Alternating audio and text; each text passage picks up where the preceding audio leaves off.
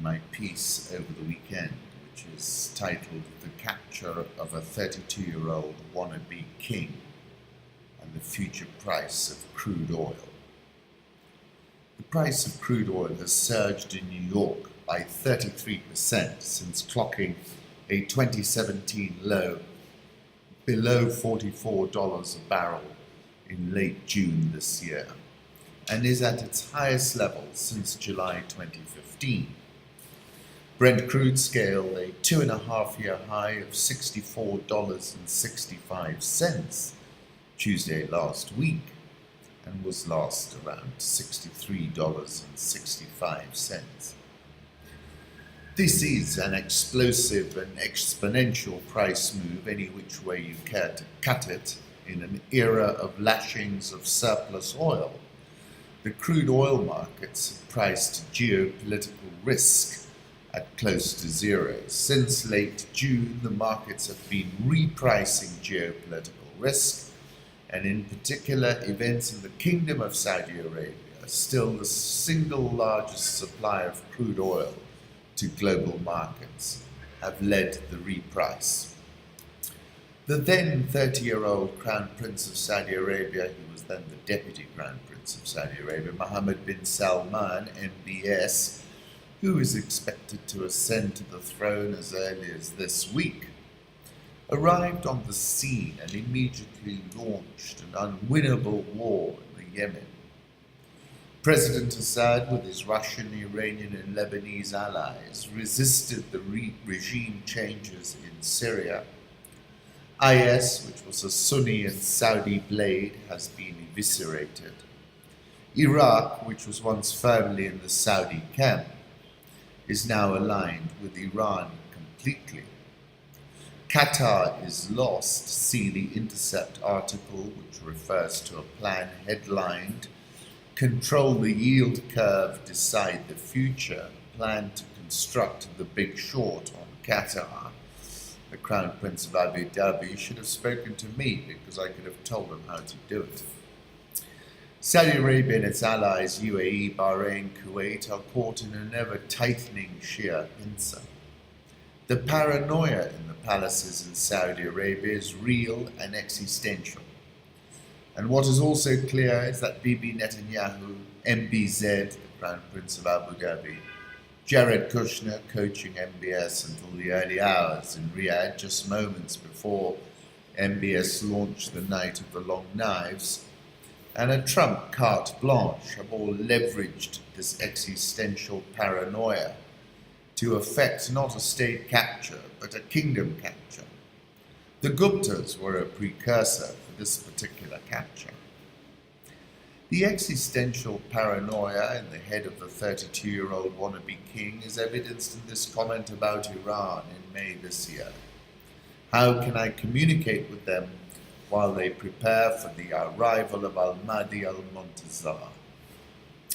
Last week, after being coached into the early hours by Ivanka Trump's husband, Jared Kushner, MBS launched his Night of the Long Knives, which, according to the veteran journalist Robert Fisk, and I quote, "When Saad Hariri's jet touched down at Riyadh on the evening of November 3rd, the first thing he saw was a group of Saudi policemen surrounding the plane.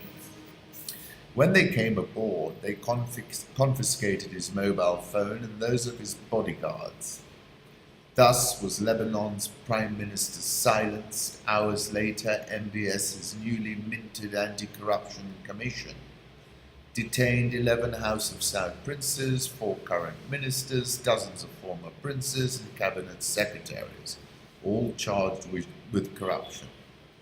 Bank accounts were frozen. We could witness a massive $1 trillion disgorge right here.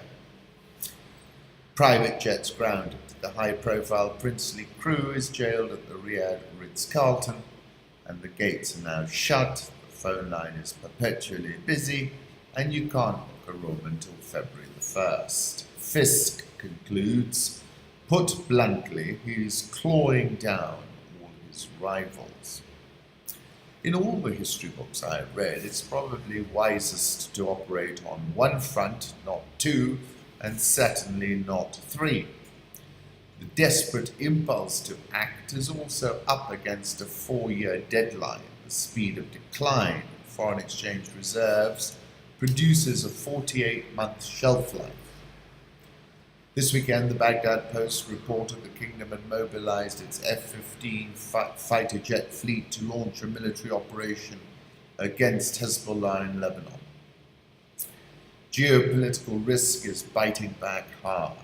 I predict the spot crude oil reprices further to run and will lift Brent crude over $70 a barrel.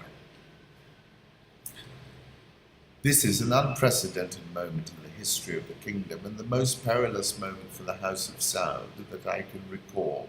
Taking on Iran looks like it will be the straw that breaks the camel's back. W.B. Yeats's extraordinarily prescient poem, The Second Coming, is the most quoted poem on the internet worldwide. It's not difficult to see why. Turning and turning in the widening gyre, the falcon cannot hear the falconer. Things fall apart, the centre cannot hold. Mere anarchy is loosed upon the world. The blood-dimmed tide is loosed, and everywhere the ceremony of innocence is drowned. The best lack all conviction, while the worst are full of passionate intensity. We brought up a photograph of the Crown Prince of Saudi Arabia with the Crown Prince of Abu Dhabi. Another photograph of Saudi Prince Walid bin Talal, who has shares in Twitter and Citigroup, who's jailed in the Ritz-Carlton, Riyadh, along with other billionaire princes. A photograph from a Bloomberg article that said, "I dined with Al-Walid bin Talal in the desert days before his arrest." Another one of President Trump with Jared Kushner, his son-in-law and a senior advisor at the White House in July. Mr. Kushner's leading efforts to broker a Middle East peace deal. It is largely believed that Hariri was summoned to Riyadh and he was coerced to read his resignation statement, which was written by the Saudis. And that analysis is driven as a linguistic analysis because of the language that he used.